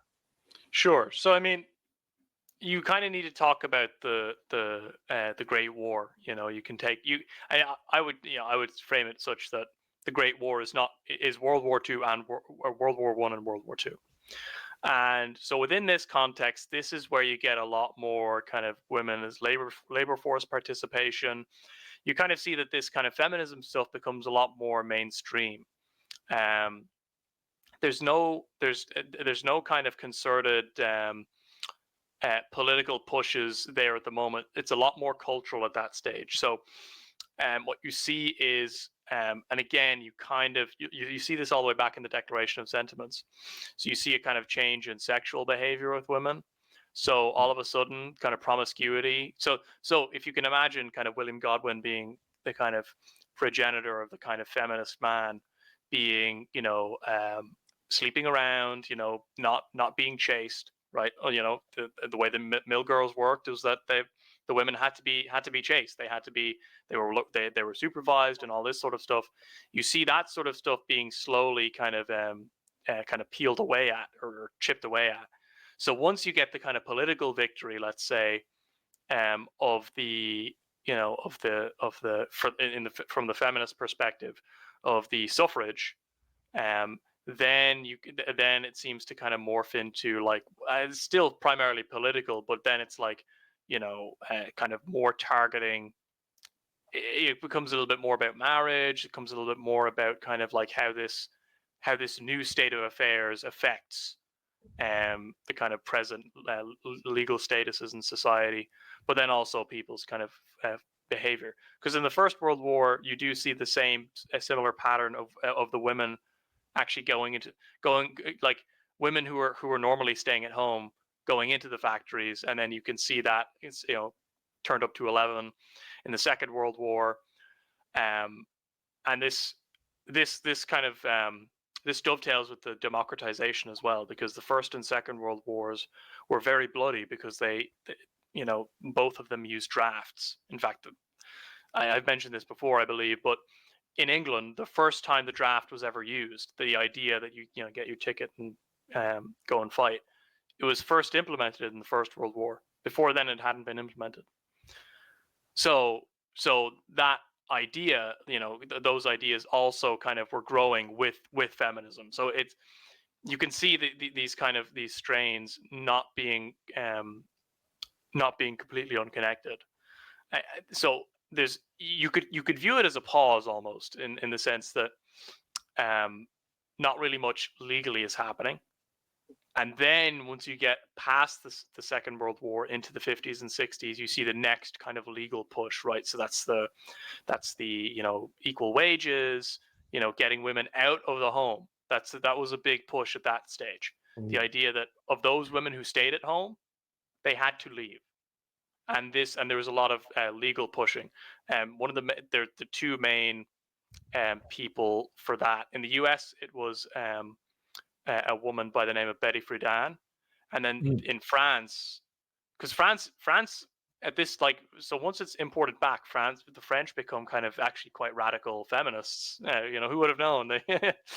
They like their own stuff. So Simone de Beauvoir talked to Betty Friedan, saying basically the solution to this persistent trend of women wanting to stay home and look after the kids and kind of create a home rather than just a house. She was talking to Betty Friedan, and Betty Friedan said, well, we're just going to try and convince the women to leave the home. And Simone de Beauvoir responds, no, you can't convince them. You have to force them out. That's why you put in legislation to force them out of the home. And that's what they did in France. Wow. I want to interject here real quick. So, I of course love your framing of one war, not two.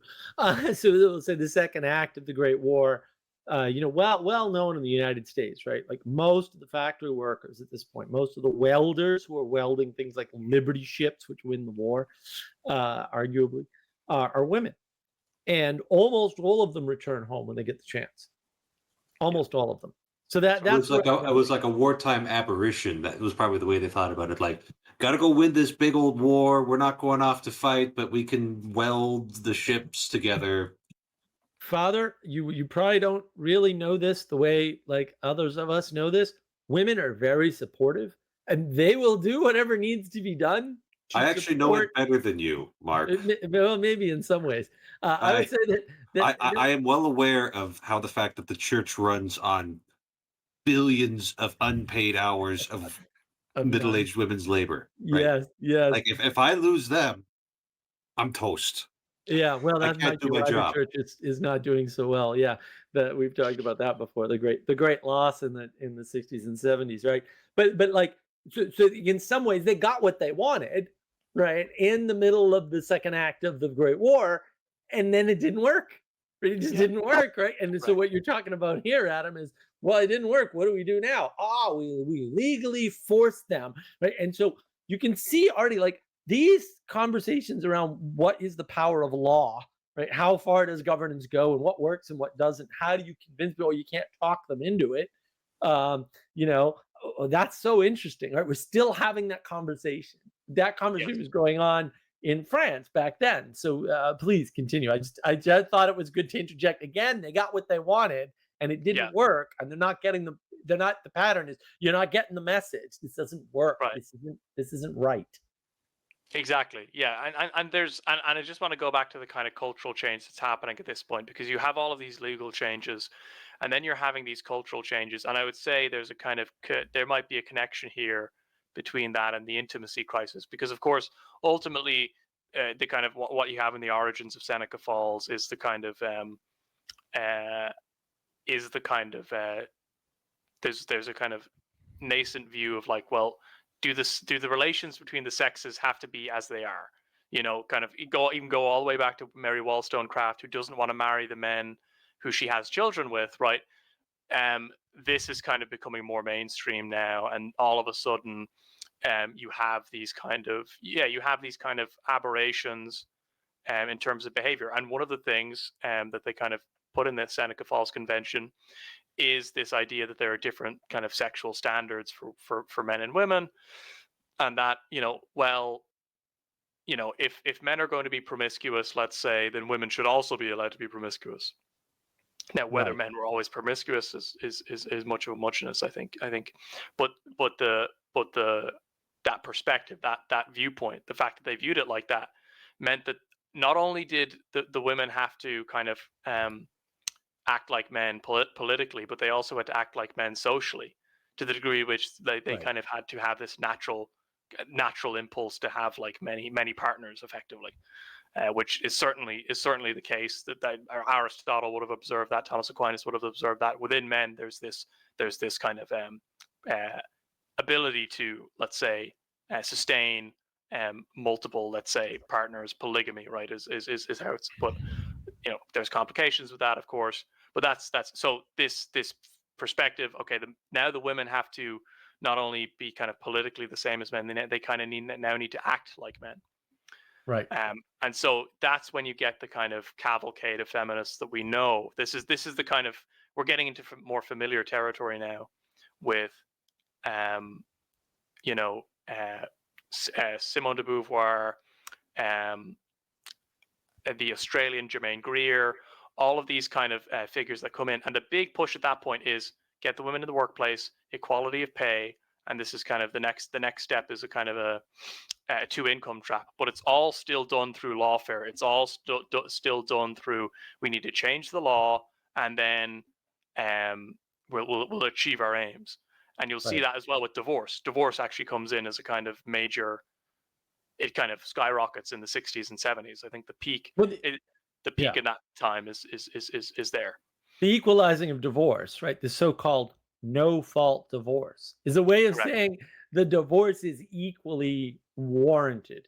And I just wanted to go over some of the patterns that we're sort of seeing here, right?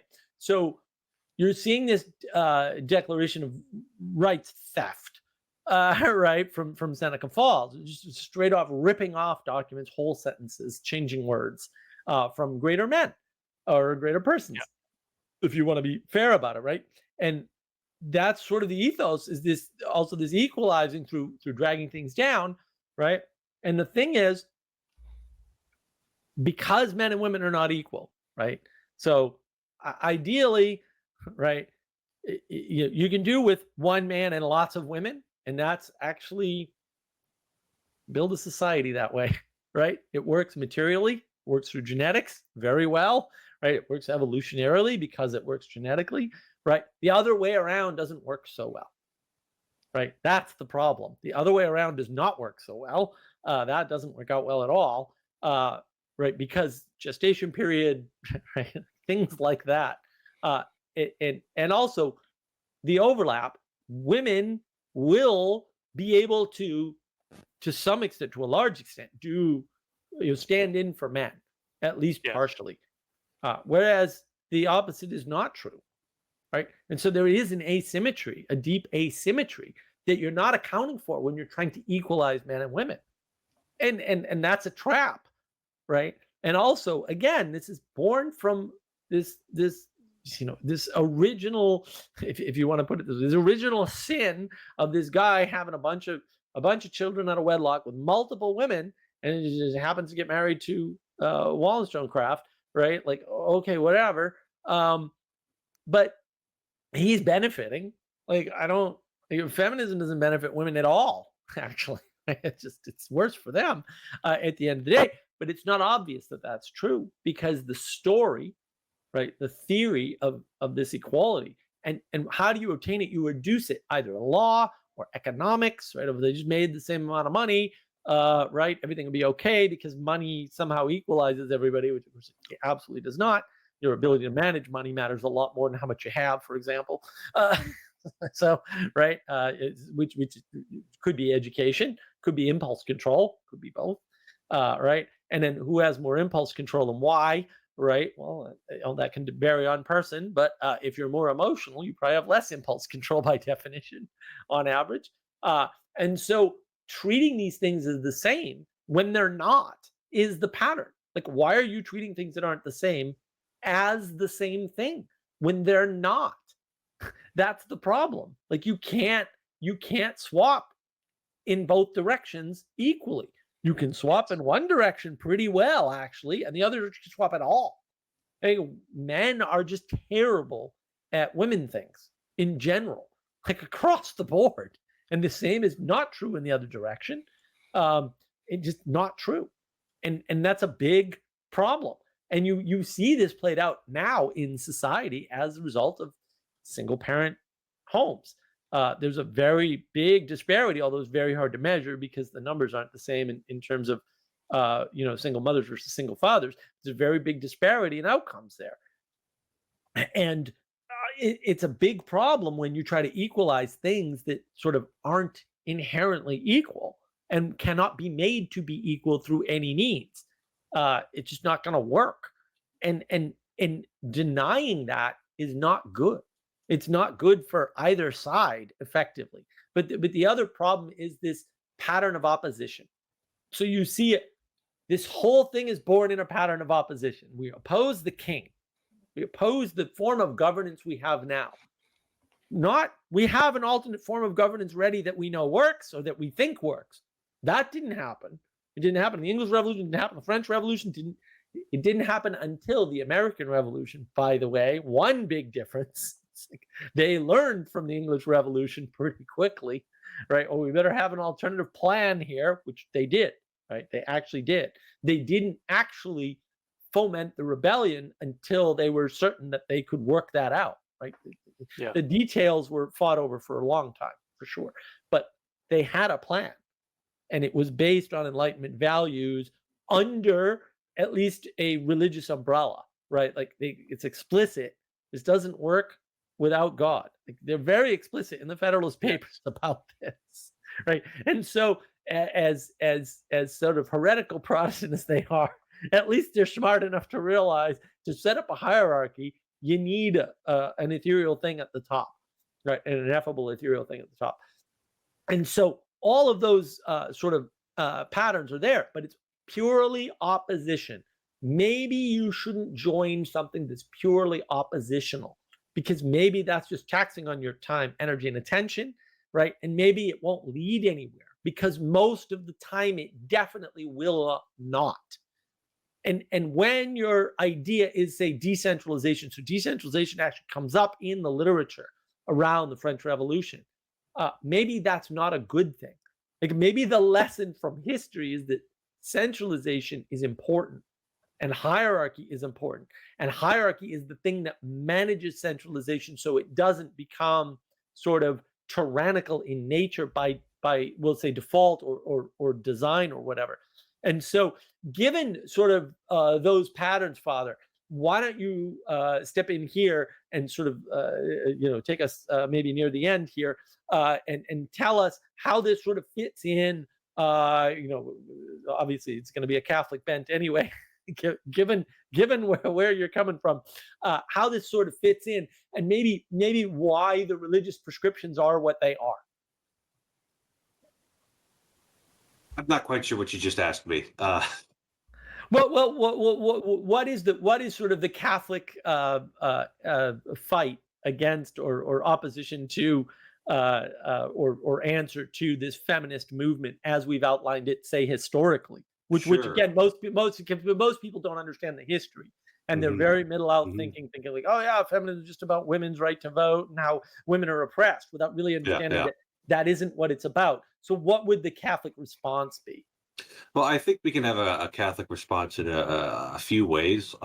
Maybe taking down some mistaken errors. So, the Catholic Church has always held men and women to basically equal standards as far as marriage, family, and sexual behavior goes. It's like, and that was a bit of a revolution in the ancient world. If you go and you look at Greek and Roman literature, it's like, the Greeks would go to the bathhouse, they do whatever they want with whomever they want, and their obligation was to make sure that they had enough energy when they got home to have some children. And there was a disparity, like the women had to be faithful to their husbands, but the were allowed to do as they pleased in these sorts of things. Christianity was a revolution in that regard to say, no, actually, both of these have to be the same. Inherited from Judaism, as far as I can tell, where thou shalt not commit adultery was applied to both men and women, even in the law of Moses. So in that regard, it's like, well, we should be allowed to be promiscuous too. It's like, I'm not allowed.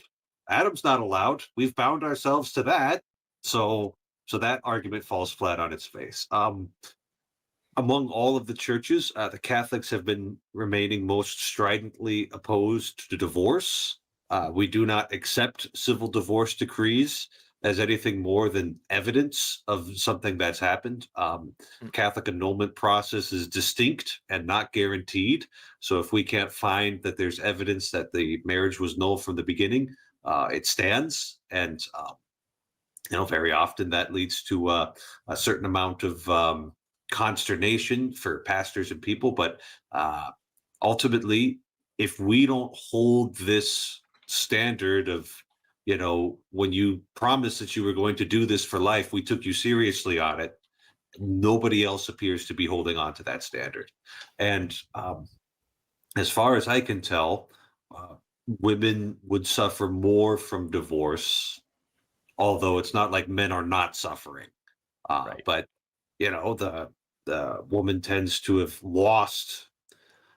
I'm going to use market framing. It just seems easier for a divorced man to get remarried to, let's say, a younger, newer model than it is for a woman who's already had 3 or 4 kids to secure another husband.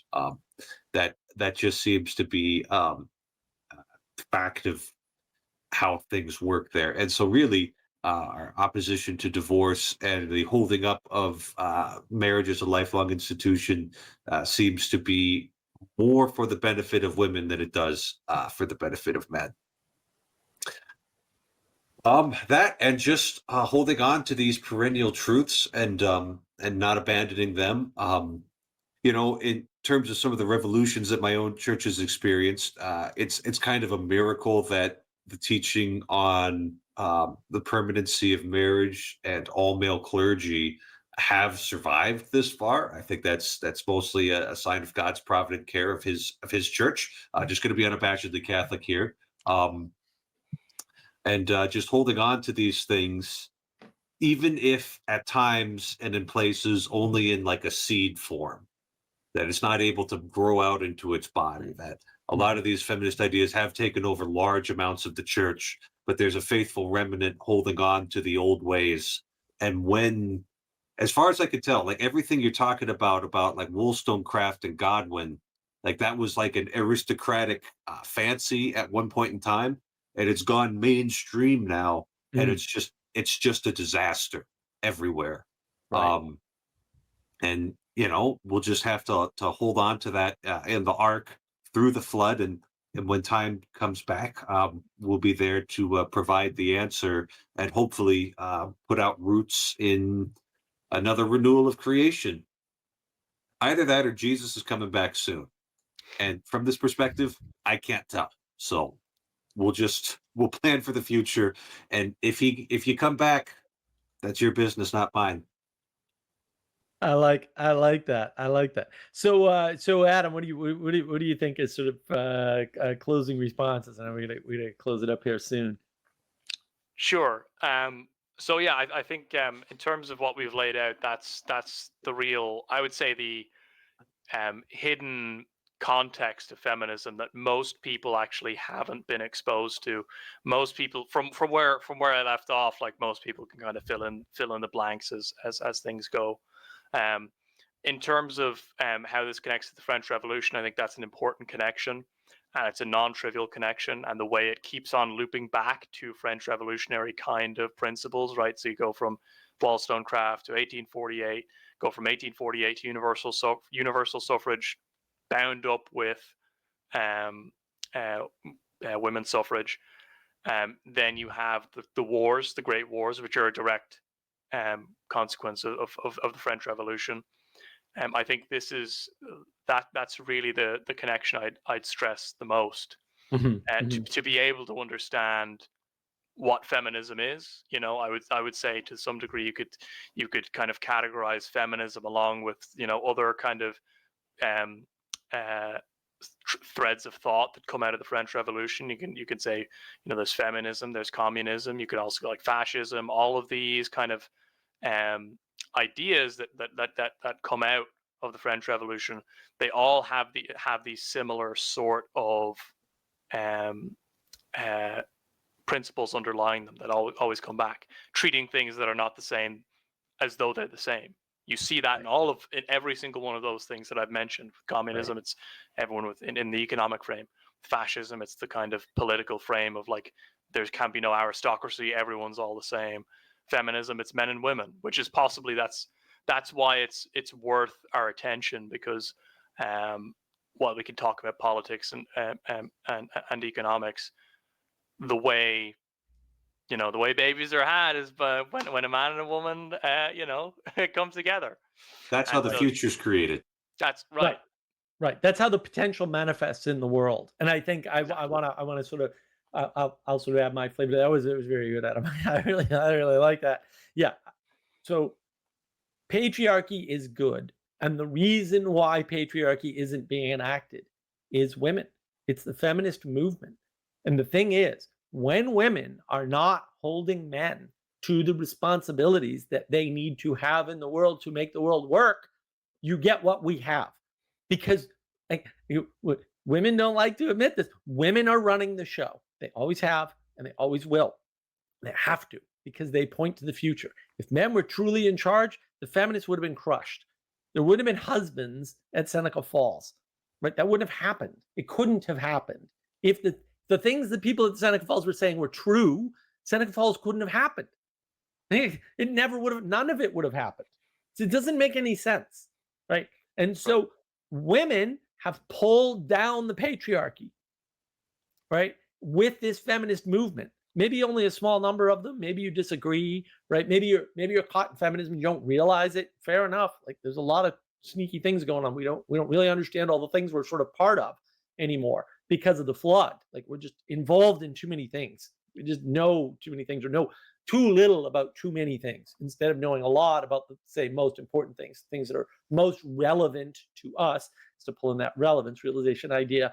The things that are relevant to you as a patriarchal male are the things that concern house, are the things that concern protection, responsibility, protection, keeping things that are precious, right? Making sure that the structures are there, that they're functioning correctly to make the delicate things able to operate and bring beauty and potential into the world.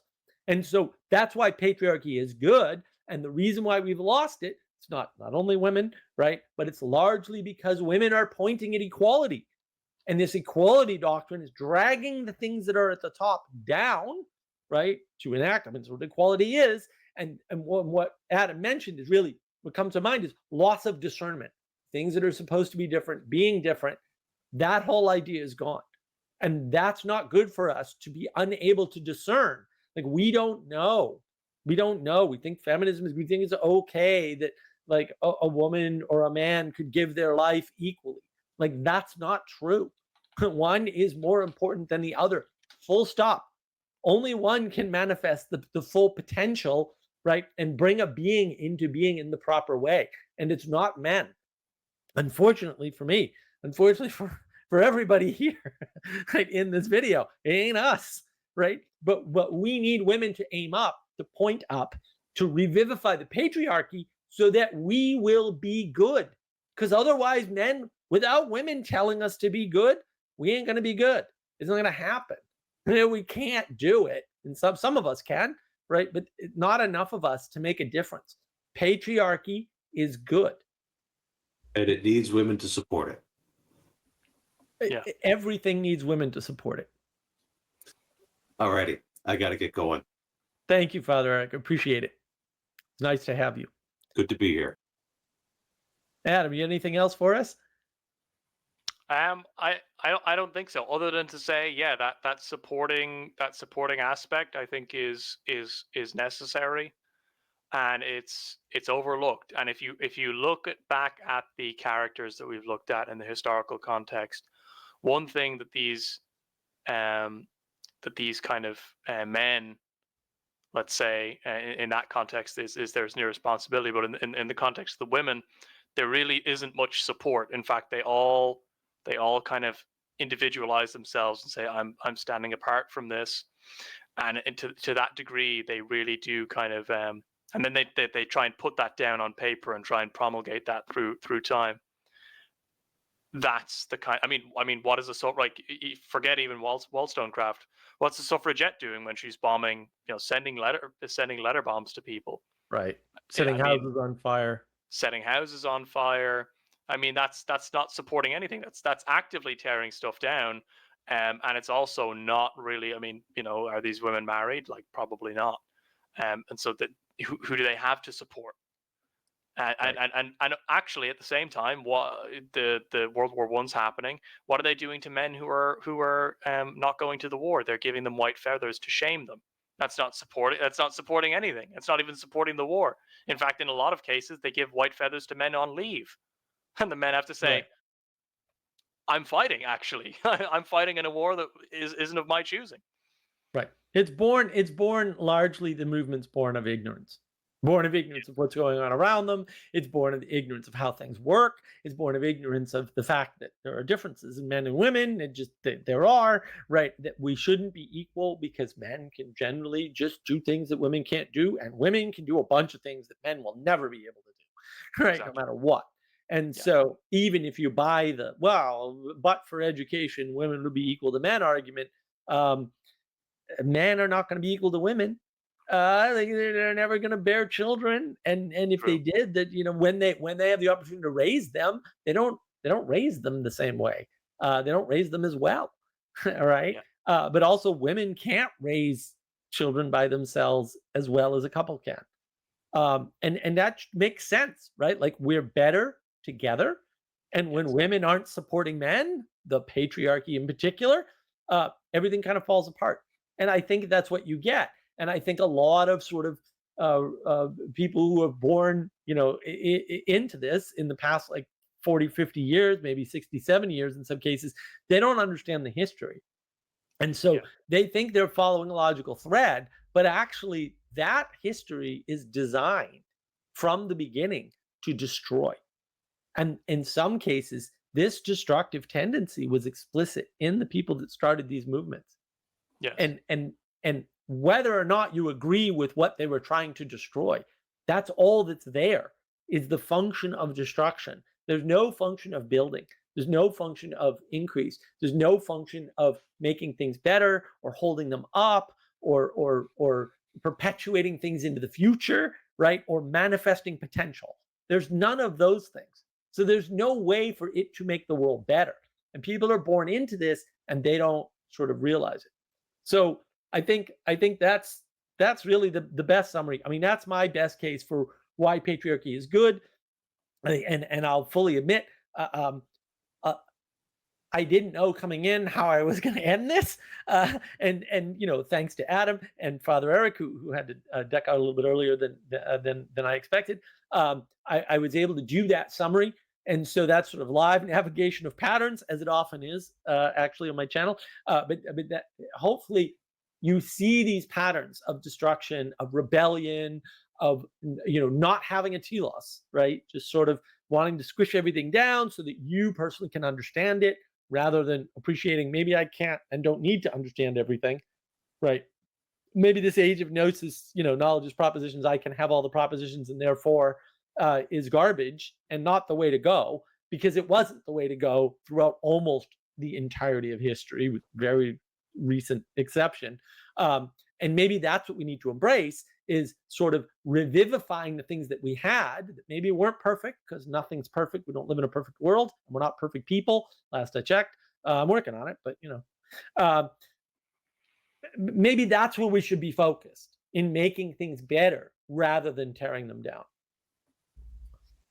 So thank you, everybody. Really appreciate Adam's help on this in particular. And I appreciate Father Eric taking his time out of his busy schedule to help us out with this. I will note that actually this is more his idea than mine. And I was happy to be able to participate and make this work. And look, I hope this gives people something to think about, and I hope it gives you a way to talk to people about feminism that maybe you didn't have before. And especially around, well, what was the original target of this? What good can come from this is always a good question to ask, especially with philosophical movements and things like feminism. And what was it born of? Like, what things did it, did it come from? And the French Revolution, which we're still suffering from to a very large degree, is really not a great place to place to your heritage. This is not this is not the thing you want to hold up as, yeah, we thought up this while everyone was dying by guillotine. It's not great. So think about that. Hopefully you found this useful. Thank you very much, everybody, for engaging. Really appreciate the time, energy, and attention that you put into the channel, and keep up the great work. Just say yes to patriarchy.